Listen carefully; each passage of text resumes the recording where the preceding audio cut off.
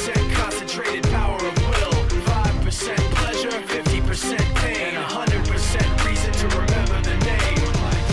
He doesn't need his name. Welcome to In Pursuit of Truth. This is your host, Sir Patrick Mack. I am not a Russian bot. I'm a real live host. And so I've got that going for me. I am also no longer in the running for Supreme Court Justice of the United States. Now, to be fair, I don't think I ever was, so I guess you could argue that I've stayed pretty consistent throughout. Today is July 10th, otherwise known as hashtag Seth Rich Day. We got a group here on Twitter trying to start up a tweet storm. Make hashtag Seth Rich Day trend.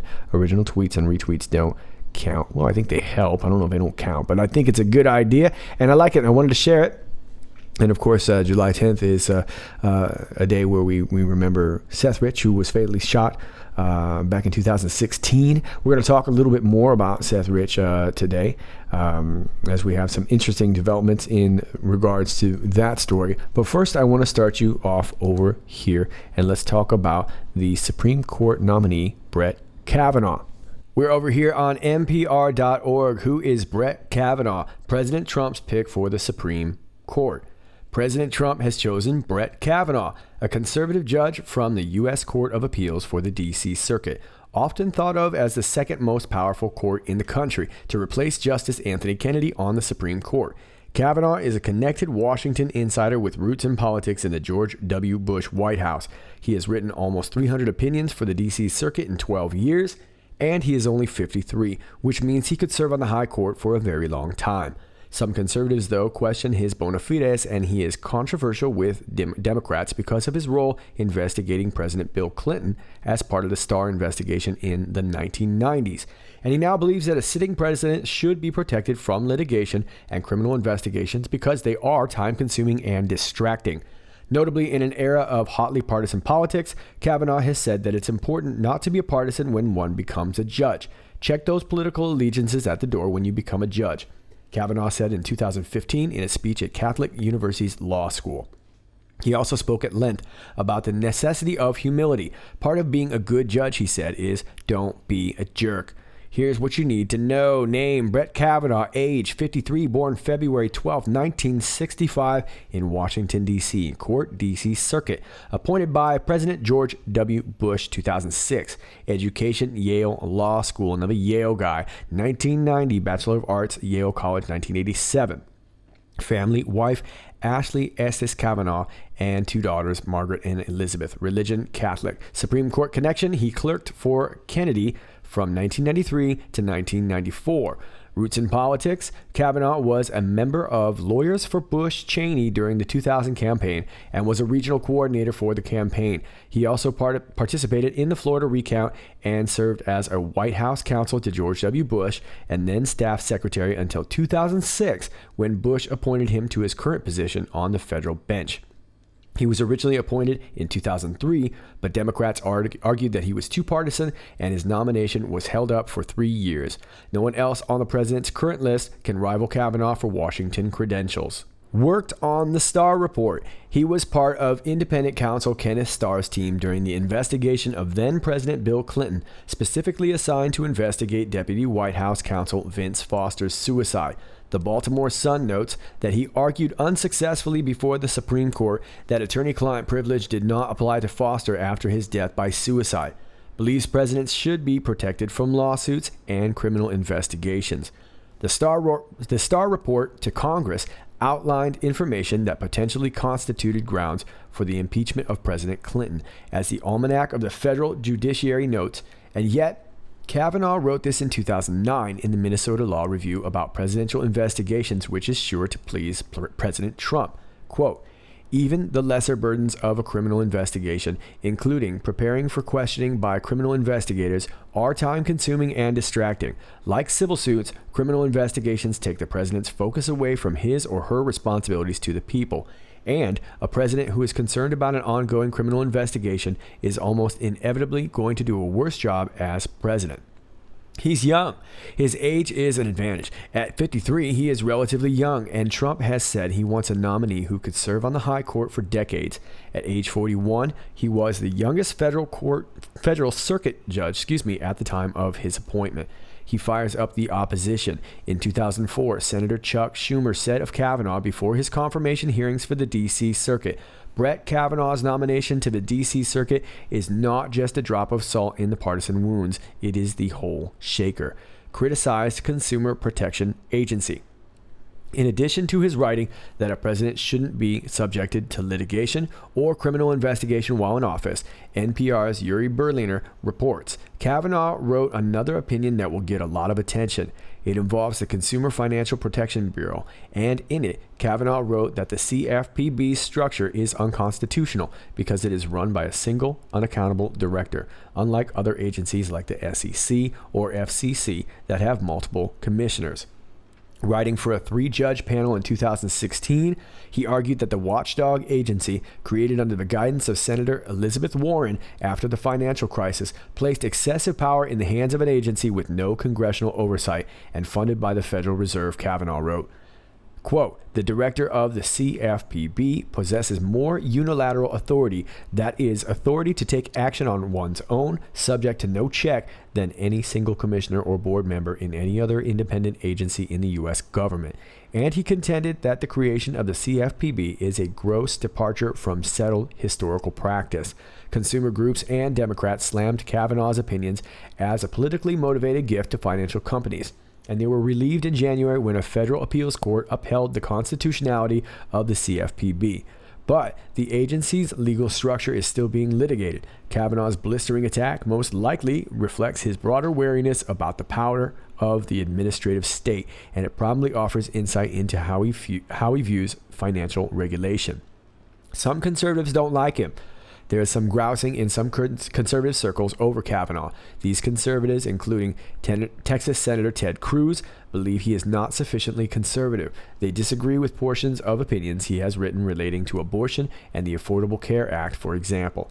In one opinion, they argue he laid the groundwork for upholding the Affordable Care Act as constitutional because he recognized the mandate as a tax. A law professor from the University of Louisville defended Kavanaugh to conservatives, writing at the Federalist under the headline, Brett Kavanaugh said Obamacare was unprecedented and unlawful.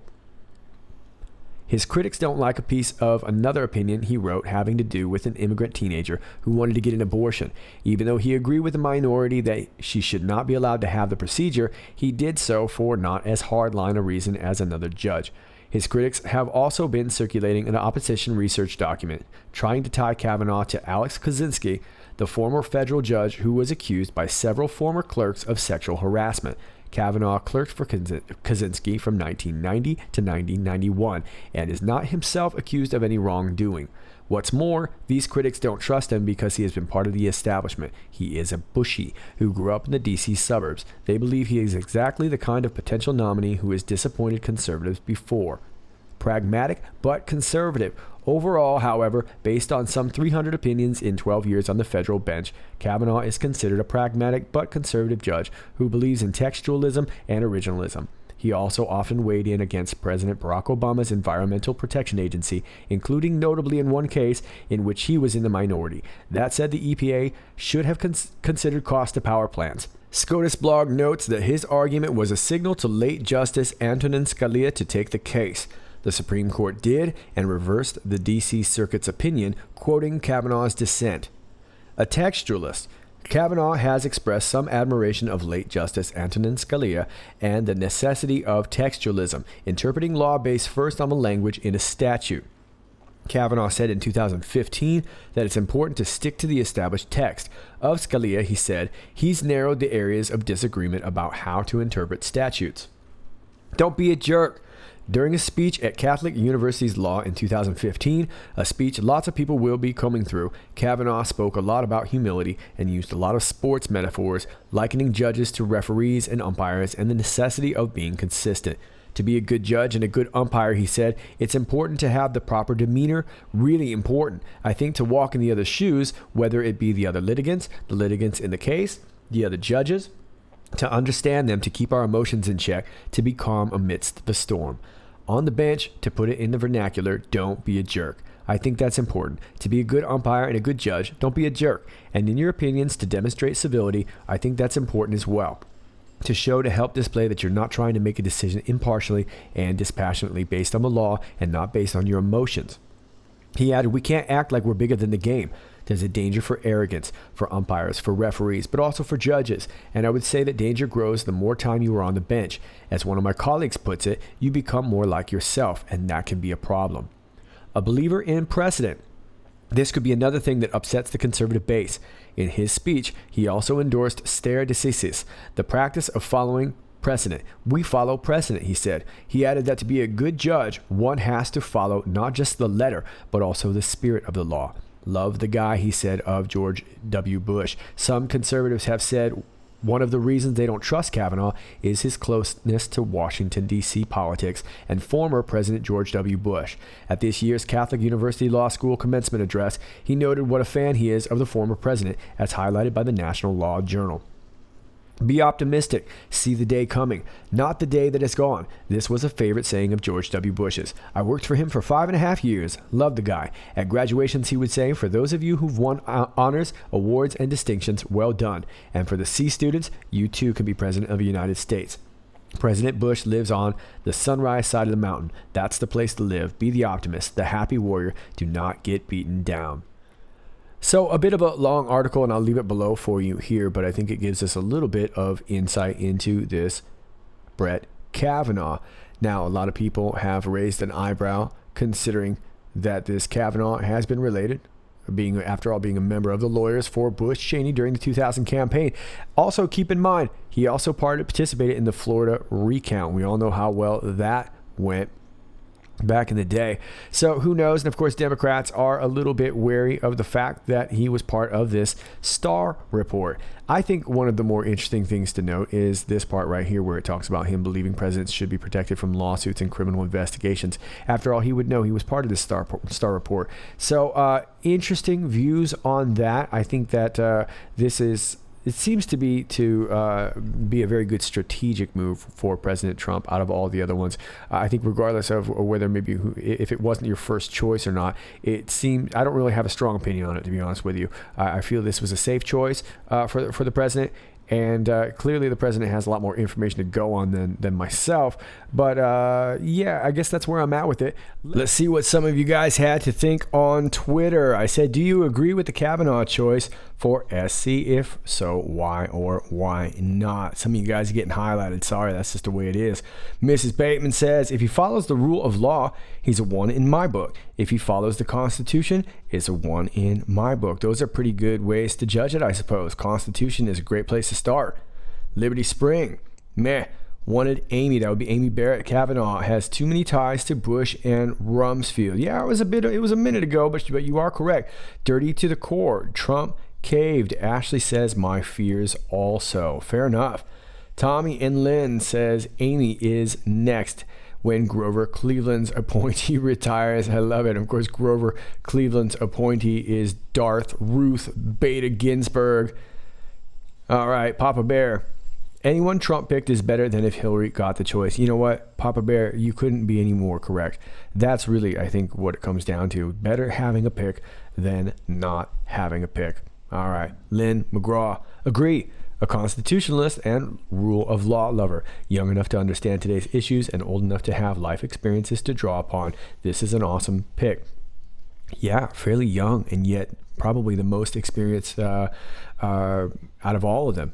Really, circuit court judge by 41. Jan Medeski. Am I saying that right? Medveski. Excuse me. A couple concerns. Close to the Bushes. Don't know if he is free from deep state activity. Geesh, who do you trust? Yeah, good question, Jan. It really is. It's hard to know. Look, this is a big, big swamp, and I suppose that if you're going to work in the swamp, you're going to get some mud on your feet, aren't you? Donna Babel says, I trust POTUS to make the best choice for the USA. Where we go one, we go all. You made it easy there, didn't you, Donna? Thanks for that. Eddie, if the liberals are screaming, then it's a great pick. Yeah, that's pretty good logic, Eddie. Shoot, if the liberals are screaming, then it's a great pick. Now, of course, I think they would have screamed about just about anybody, but yeah, they were prepared for a couple of them, and this was one of them. So good point, Eddie. Patriot Forever. Yes, I think he'll make a fine Supreme Court justice. Thanks for that. Bunny Run says, I wonder if he is a John Roberts conservative, that when the political pressure is on, he will create a tax twist. His inner circle, Cheney, Rove, Bush, and deep DC location gives cause to wonder if you swim in the swamp, are you a swamp creature or anomaly? Yeah, like I just said, mud on your feet, anything that's related to Dick Cheney just scares the crap out of me. But look, back then, that was the president, that was their crew. So I can't imagine you being, getting into DC without being part of that crew. I don't know what else to say. I guess we'll see. Connie Bolton, Patriot, says, I'm sure President Trump prayed about this pick and asked God for direction. If America is to be great again, it will be because God is giving her a place to repent, and it is God that will make MAGA happen using Patriots' hands. If God be for you, who can stand against you? Well, thanks for that, Connie. I like that. EE says, I agree because I trust at POTUS and I trust the plan QAnon. Judge Kavanaugh clearly has the credentials and experience needed for the era. Our country has entered the Great Awakening where we go one, we go all. Yeah, definitely. By far and away the most experienced one of the choices, I suppose, even if it wasn't your favorite. Novice Anon just has a sad face. What's up, Novice Anon? What did you didn't like it, I guess. All right. Don't know why, but you didn't like it. Stephanie Q. Cherry says, yes, pro-Constitution, and he pushed to get Slick Willie impeached. And I'm assuming who is QAnon is responding to this. I just envisioned that. Gee, thanks. Nice. Yeah, pro-Constitution, that's a good thing these days, isn't it? B. Weiser says, sure, a trust POTUS plan, which could include this nomination not getting confirmed by October 1st and leads right into mid-election. And you know what that means? Plus, Ruth Bader Ginsburg won't last Trump's presidency, and he'll get a third win-win. No worries. Now, so some time back, Justice Ginsburg said that she was not going to retire. But then if you listen to my video on, it would have been June 28th. It would have been right around the time Q was posting about it. So it would have been June 28th on that video. I took you to an interview with, it was a phone interview with Alan Dershowitz, and he was talking about it. And he threw out there that it wouldn't surprise him if Ginsburg stepped down, considering Kennedy stepping down. So we will see. We will see. Good point. Deus Volt says, basically a Kennedy for a Kennedy. Yeah, Kavanaugh seems like Gorsuch. Good conservative, slightly more so than Kennedy, but not crazy far right. In other words, a true constitutional conservative. Any senator in a red state that voted against him is screwed. That's a good point. Pretty much a lock, I think. Yeah, and I think the votes will probably go through for this. Let's see what else we got. Can't wait for my morning. Oh, thanks. I'm coming soon. Vicky says, don't know yet. Haven't checked his history. Have you done a video yet about him? Nope. I'm doing it right now. And guess what, Vicky? You're on that video. Hi, Vicky. To the right of them, hopefully he's okay. In with Bush, investigated Vince Foster. Yes, people can change once again, hopefully. Fetriel once again says, oh yeah, winning. It seems smart politically. I look forward to your thoughts. Well, these are my thoughts. I'm going to be honest with you. Look, this is a big position. And I'm not sure how I feel. I definitely think it was a smart pick. I think this was the pick that was going to be, it didn't matter. The Dems were going to, rail against this no matter what. But this one is going to make it very difficult for them. I think it will pass. I think it will go through. Kavanaugh is a constitutionalist from what I can gather. He's very, very conservative. It's not necessarily a bad thing. But it's definitely a partisan thing. So I think there will be issues. We're going to see issues. And of course, we're going to see a lot of mudslinging in the next couple weeks until the Democrats get something else to get butthurt about. But I want to take you to someone else's opinion.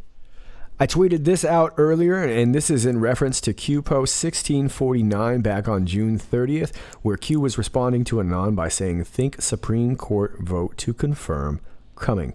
No name action. Of course, no name is Senator John McCain. Every dog has its day. Enjoy the show. Q. So what was Senator McCain's action? Well, Senator McCain did tweet this out as of 7:43 p.m. Judge Brett Kavanaugh has impeccable credentials and a strong record of upholding the Constitution.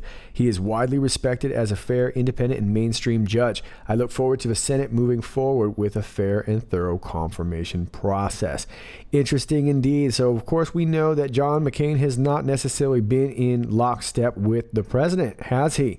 And, of course, he's taken a big, long leave of absence due to his failing health. Still has some strength to tweet some tweets out here and there, and this was one of the latest ones.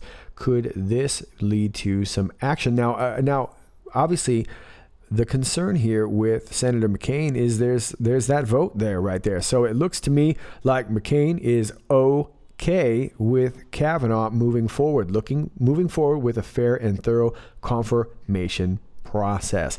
Well done, No Name McCain. And a Q says every dog has its day. Enjoy the show, Q. So does it look like McCain is going to make way? Will he forfeit the vote, or will he go ahead and vote? It remains to be seen. We haven't heard that much from No Name these days due to his health. So we shall see. But if this tweet is any indicator, it looks like all systems go.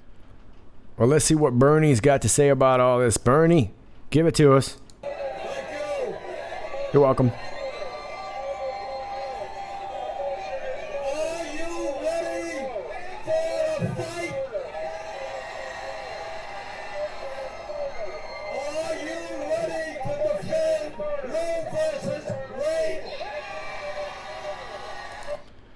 Okay, so when I think of fight, I think of Bernie Sanders, and look at homegirl back here, God dog, Terminator back here, and these girls over here, they're just being all, look at us, we're activisty. This guy's an old politician, and we're here with signs.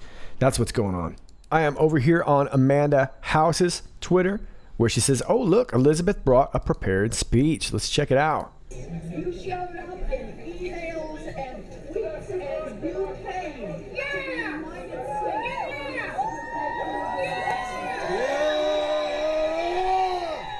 Okay, dude in the back row was super pumped there. But as you can see, Elizabeth Warren, she's got a big old binder, almost like she knew this was going to happen, almost like she was prepared to protest either way, whether it was Raymond Kethledge or Tom Hardiman or Brett Kavanaugh, it doesn't matter. They were prepared either way with a hashtag and ready to stop. And of course, they kept it really clever and simple. Stop Kethledge, stop Hardiman, stop Kavanaugh. Keep it simple, right? So this is kind of the state of American politics, and I think Amanda House summed it up really, really well. There's a really great picture up here that I'd like to show you. Folks, that is American politics right now. That's it. Talking loud, saying nothing. So as you can see, this Kavanaugh pick is not going to register well with Democrats. We're going to have to see how it plays out, but that is the opinion around the Twitter sphere for now. Let's move on. This came out yesterday as well off the Gateway Pundit report. Witness prepared to identify 2 killers of Seth Rich. Disclaimer, this shocking information was given to the Gateway Pundit this weekend. We decided to report this news and will post an update following Tuesday's press conference, which for those of you who live on the Western Hemisphere will be later today. The Washington, D.C. lobbyist who has been on the hunt for Seth Rich's killer found a credible quote-unquote witness who will identify the 2 men he believes murdered the DNC staffer. Jack Berkman, a Washington-based attorney and lobbyist who has worked with private investigative team to solve the Seth Rich murder mystery, told the Gateway Pundit that the witness has conclusive evidence that will bring Rich's killers to justice within a month. We believe that we have reached the beginning of the end of the Seth Rich murder investigation, Berkman told the Gateway Pundit in an exclusive interview Sunday. After 2 long, hard years of work, we have a witness who is prepared to identify the 2 killers of Seth Rich. One is reportedly a current DEA, Drug Enforcement Administration agent. The other is currently a current ATF, Bureau of Alcohol, Tobacco, and Firearms and Explosive agent. The witness, who fears for his life, will be accompanied by armed guards and disguise his identity as he details how 2 employees of the United States government killed Seth in a press conference slated for Tuesday. And here's the tweet from Jack Berkman. All press should attend my press conference Tuesday at 1 p.m. at the Holiday Inn, Rosslyn Key Bridge. We will present a witness who brings us close to resolution in the Seth Rich case, hashtag Seth Rich. Frank Whalen, a retired NYPD Detective Sergeant NYPD who served as the head of the NYPD homicide for 23 years, found the witness, Berkman explained. We found him through working with a retired New York City detective who found him and brought him to us. We have thoroughly vetted this witness, and we believe in this witness, he said. He has evidence that substantiates his claim, but it will be revealed slowly. This witness is in great fear of his life. That's why we are going with disguising him, disguising his voice, and everything about him. Berkman, who has viewed surveillance footage from the night Rich was killed, says the witness testimony confirms 2 men involved in the shooting. What the witness says matches what the police say and matches what we know from the surveillance videos, he said. The police let me see the video. The police said in the video clearly identifies the pant leg of 2 men. So there were 2 men involved in the killing that night. I now believe that in the next 3 to 4 weeks, the entire matter will be resolved. It's the beginning of the end. Rich, 27, was a DNC voter expansion data director for 2 years and had accepted a position with Hillary Clinton's campaign. He was murdered in Washington, D.C. on July 10, 2016, near his apartment in an affluent neighborhood. Rich was shot twice in the back with a handgun, and his wallet, credit cards, watch, and phone were left in his possession. The Metropolitan Police Department had described it as a botched robbery. Private investigators have claimed that there is evidence Rich was the source who provided WikiLeaks with thousands of bombshell emails that rocked the Democratic National Committee in the summer of 2016, just ahead of its convention and the 2016 election. WikiLeaks founder Julian Assange has also insinuated Rich was the source WikiLeaks used to obtain the emails. The emails indicated the Democratic Party was manipulating the primary race in favor of Hillary Clinton and sabotaged the Bernie Sanders campaign, led to the resignation of then DNC chairwoman Debbie Wasserman Schultz on July 22nd, just 12 days after Rich's death and days before the Democratic Party convention in Philadelphia. WikiLeaks released 20,000 emails from DNC officials. As Gateway Pundit reported, Berkman was shot at and run over by the former U.S. Marine Kevin Daugherty on March 13th, who he hired to help him get to the bottom of the case. Daugherty, who claims he worked as a special agent and criminal investigator in the intelligence community, was subsequently arrested by Arlington County Police on charges of malicious wounding and use of a firearm in commission of a felony. And then here's another tweet from Jack Berkman. There has been an arrest made in the attacks on me. This was back in March 2018. The witness informed Berkman that Daugherty was well acquainted with the 2 government employees that killed Rich, but he was unaware Daugherty worked as Berkman's lead investigator and tried to kill him earlier in the year. The witness himself didn't know that I had been shot by Kevin Daugherty before we even told him that. He told us that Daugherty was friends and palled around with the ATF agent and the DEA agent who shot Seth. That's why we think the witness is credible, he said. There wasn't much coverage of my shooting. The witness didn't see the coverage and didn't know. We didn't tell him. He told us before we told him. And here is a picture of Daugherty here. We believe that Kevin Daugherty may have been a plant in my organization to kill me and stop my investigation, he added. He was carefully playing the role. Despite nearly getting killed while investigating the Rich case, Berkman says he doesn't live in fear and neither should the witness. I now have armed guards all the time, and we will have even more armed guards at the press conference. The place will be surrounded with private armed security, he said. But once we start living in fear, we might as well have Adolf Hitler in power. Once you live in fear, there's no reason to have won World War II. Following the press conference, Berkman will hold a candlelight march to the spot where Rich was killed. I promised the Rich family that I would find their son's murderer. Their son was a great patriot and a great young man, and it is for that reason that I want to solve this murder, Berkman said. His heart was in the right place, and I want to honor him. We are one big political fraternity. This could have happened to any of the young people who work for me, Republican or Democrat. I employ both. This could happen to any of those young people. Berkman has created, paid for, and erected billboards in the neighborhood where Rich lived and died, built the website whokilledseth.com, and canvassed the neighborhood with Seth Rich's parents. Last year, he sued the Democratic National Committee for the release of the hacked DNC server he claimed will reveal key information in solving the murder of DNC staffer Seth Rich. The DC-based attorney has also offered a $130,000 reward of his personal money for information leading to the arrest of Rich's killer. WikiLeaks is offering $20,000, One America News Network $100,000, the DC Metropolitan Police Department $25,000, and businessman and investor Martin Shkreli $100,000. The DNC has yet to offer a reward for information leading to the arrest of the murderer of its young staffer. The DNC honored its murdered employee by dedicating a bike rack outside its headquarters to Rich's memory. The press conference will be held at the Holiday Inn Roslyn at Key Bridge Hotel in Virginia at 1 o'clock p.m. Eastern Standard Time. Attendees of the Candlelight March will meet in the lobby of the hotel at 6 p.m. Okay, so I'm going to be honest with you. This story is weird and convoluted, and I'm not sure how I feel about this. I'm going to kind of wait and hold off until I hear this press conference, which should happen for many of you later on today at this Key Bridge Hotel. Hopefully it'll be live streamed, or we'll be able to kind of get some information here. Look, let me take you back to the top here. It has, in quotes, credible witness. So I'm not really sure, and I'm not really sure what I think about this Jack Berkman, Washington-based attorney. He's a lobbyist. And now look, he put up his own money. If that's really true, I think that's very noble. Seems like he's putting in a lot of legwork. Although I do feel like Jack Berkman has kind of taken us off on a couple goose chases before.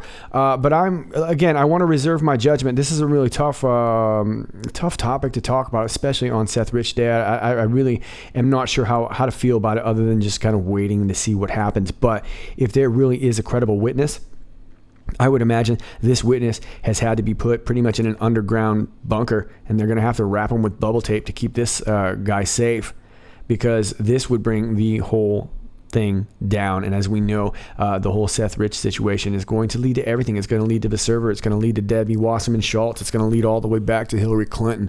I mean, it's the whole house of cards, and that's why this is so important. That's why Seth Rich is so important. So we'll see. Now, if this is, again, like I said, if this is a bad publicity stunt, then it's really in poor taste as well, too.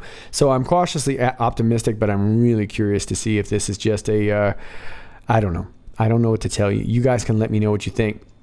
But I'm not really sure about this Berkman fella. And I always thought this story was really weird, too, regarding this guy right here, Doherty. I mean, this guy worked for him and then tried to kill him. So, I mean, I don't know. I don't know. It was just, it's been one weird series of events after another. And, of course, Q has always alluded to the fact that Seth Rich was done in by MS-13. And if you'll remember, just about 24 hours after Seth Rich's murder, we had this. From the Myrtle Beach Online, double homicide victims identified. 2 murder victims found shot to death in Socasti Plaza on Monday morning have been identified. Rafael Aguilar, 31, and Carmelo Marmolejo Calixto, 33, died of gunshot wounds to vital organs. Horry County Deputy Coroner Darius Fowler said both lived in the Myrtle Beach area. This would have been about 7 hours, I guess, away from Seth Rich's scene. The double homicide in the parking lot of Socasti Plaza in front of El Llamarito on SCS 707 happened just a little over a month after a 65-year-old woman was found dead in the same area. Aguilar and Marmolejo Calixto were found dead around 7 a.m. Monday, according to Lieutenant Raul Denise with the Horry County Police.